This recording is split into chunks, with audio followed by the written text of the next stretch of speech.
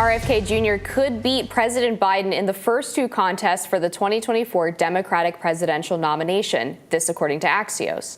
Traditionally, Iowa and New Hampshire have been the first to vote states in Democrats' primary contest season, but last December, Biden changed it to South Carolina.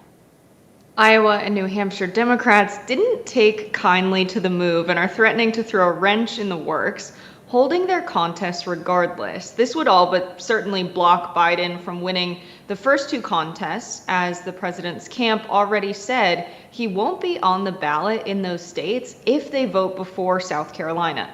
If that's the case, RFK could end up being the beneficiary, possibly scoring some victories in the Hawkeye and Granite states. This is an interesting situation to be in. I'm in the camp of thinking that perhaps the primary process should just be held in a way where every state votes on the same day. That makes sense to me when I think about a functioning democracy. I think it gives kind of undue power to the states that go first. People like picking winners. And if the population of those states isn't really representative of the country, they might sway voters in the following states. Amber, what do you make of the mess?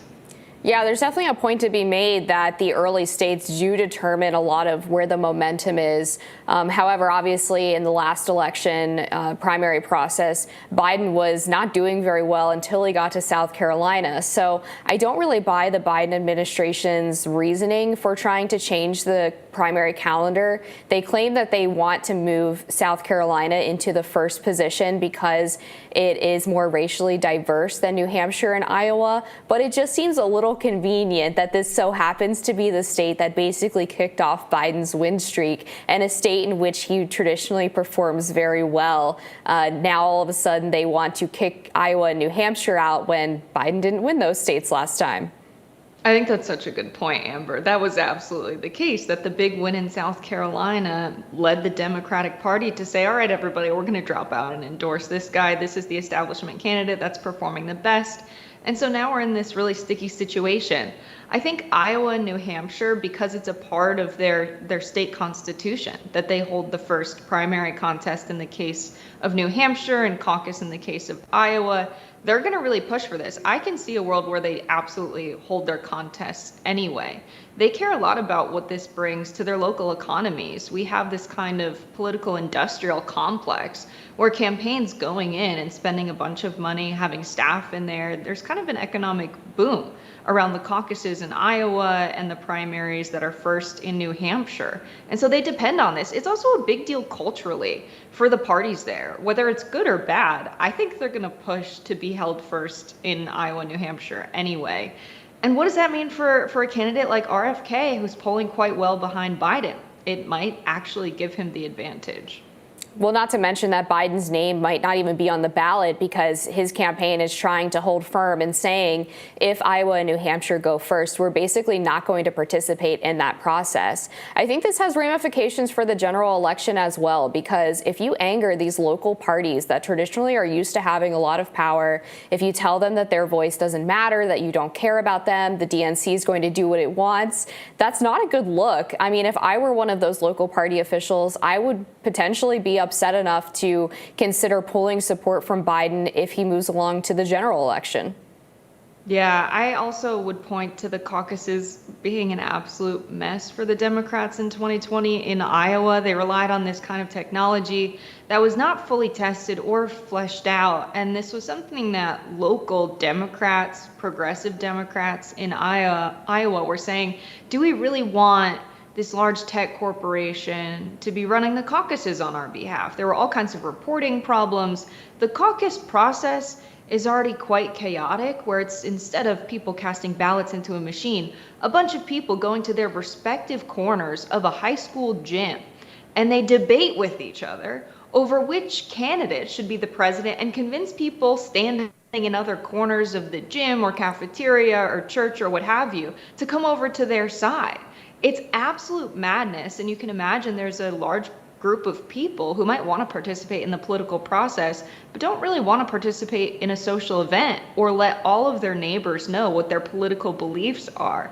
And so I think it's time to do away with the caucus and hold a primary that is just all states voting at once. But that's not going to change the fact that Biden hasn't campaigned like this for the presidency. We had COVID hit in 2020.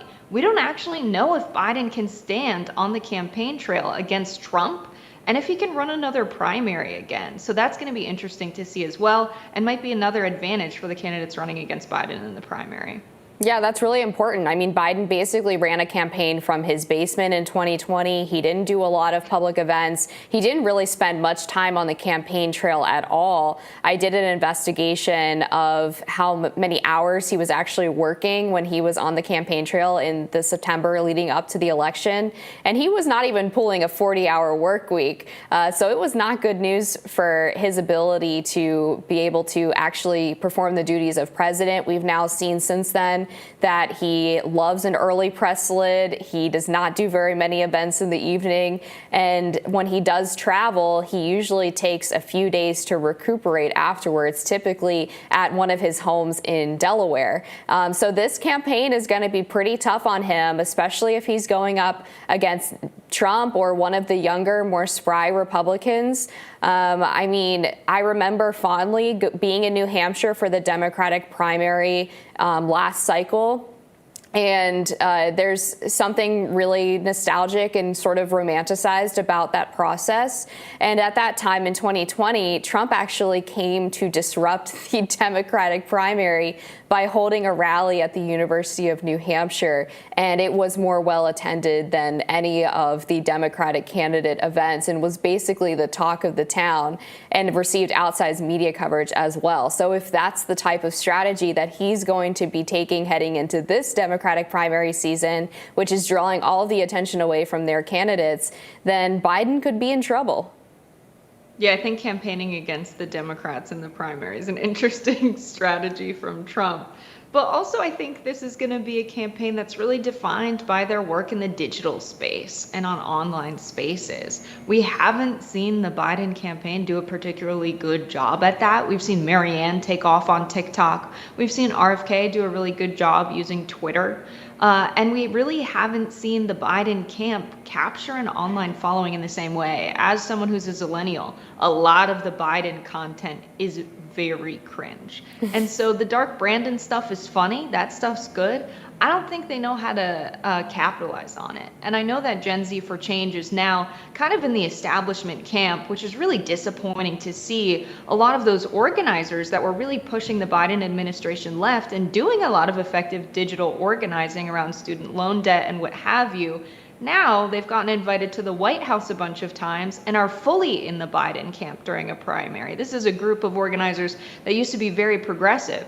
And so perhaps Gen Z for Change might be able to deliver for Biden on the digital front, but he doesn't have that kind of organic popularity that RFK and Marianne have demonstrated to have. I think what happens online matters more than ever. Grassroots organizing hasn't been the same since the pandemic, and I really don't think they're going to win on the doors. Not that Biden ever had a big ground game.